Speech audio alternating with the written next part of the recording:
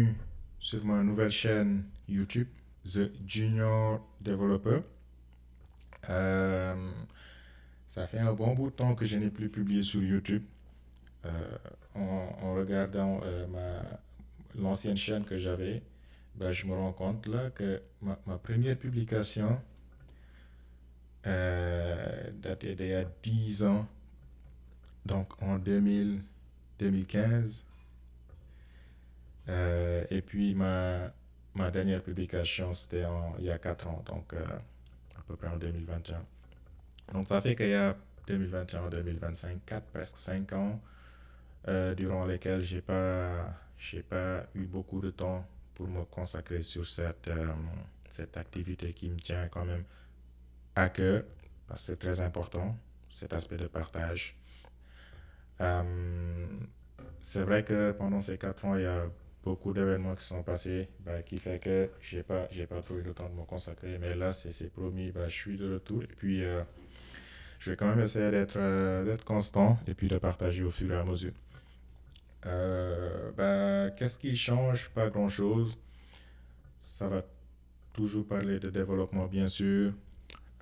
Java, Spring. Euh, Ça va aussi parler de DevOps, de Docker, Jenkins, Nexus Kubernetes, Terraform. Donc, tout ce qui est CI/CD, automatisation, Ansible. Euh, Ça va aussi parler de tests, qui est très important. Ça va parler aussi de design d'architecture aussi, de tests. Pour moi, qui est un sujet très, très, très, très important, mais quand même un peu négligé, je dirais. Ça va aussi parler de cloud, évidemment, bien sûr, de cloud AWS. Comme vous le savez, en 2024, donc j'avais fait ma première certification avec le Cloud Practitioner, qui est vraiment au tout début, là, c'est pour les vraiment débutants. Et puis, depuis là, je travaille un peu avec, au quotidien, au jour le jour, dans, en tant que développeur avec les services cloud. Et puis, dernièrement, j'ai fait le, la certification AWS Developer, que je recommande vivement d'ailleurs, ou bien le AWS Architect. Vous pouvez même commencer par l'architecte, je pense que c'est mieux. Euh, sur ce cours de Stéphane Marek. Et puis, ça fait partie aussi des choses qui m'ont un peu inspiré pour les tutoriels qui vont venir sur AWS, dans le sens où c'est un excellent, c'est un excellent cours pour se préparer à la certification. Il y a aussi l'architecte. Mais je disais, ça fait partie des choses qui m'ont inspiré dans le sens où dans les hands-on, c'est-à-dire dans les pratiques, dans les labs, vous verrez que Stéphane Marek, il utilise la console AWS, c'est-à-dire l'interface graphique. Si c'est pour se familiariser avec les services de AWS, euh, pour l'apprentissage, pour se préparer pour la certification, il n'y a pas de souci, c'est bien. Mais par contre, ce que j'ai remarqué après, c'est que c'est pas ce qui se fait en entreprise.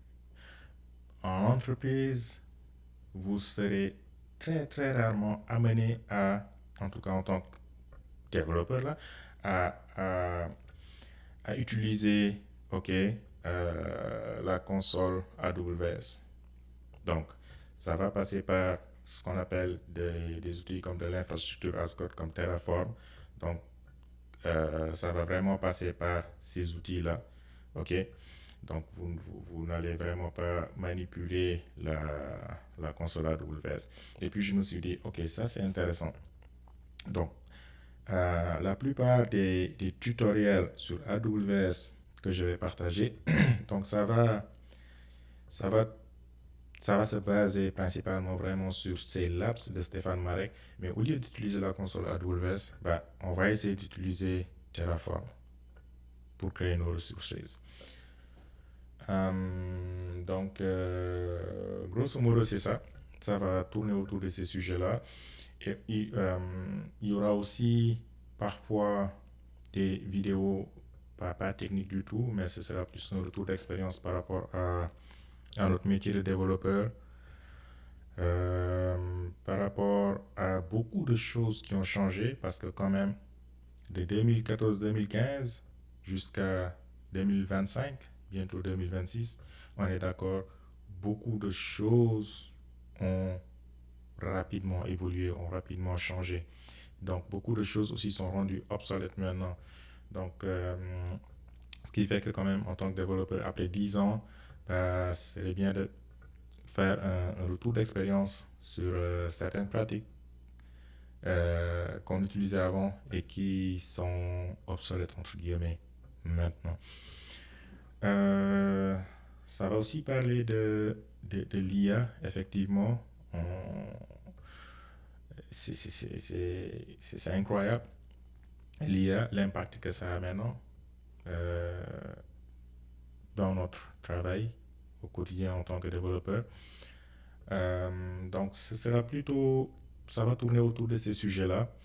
Et pour terminer, si vous avez des suggestions, des sujets, euh, des idées, ok, des topics sur lesquels vous aimeriez que je parle, n'hésitez pas, vous pouvez juste l'écrire dans les commentaires et puis ça me fera plaisir d'en parler, bien évidemment, si j'ai une connaissance là-dessus.